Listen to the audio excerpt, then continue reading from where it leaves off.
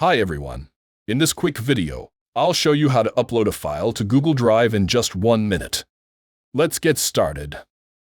First, open the Google Drive app on your phone or go to Drive, Google.com on your computer. Then, look for the AOE or New button at the bottom right and click on it. Next, choose Upload from the menu.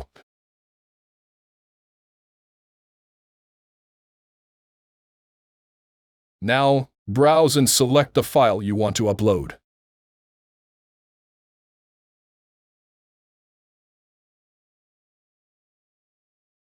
Google Drive will start uploading your file.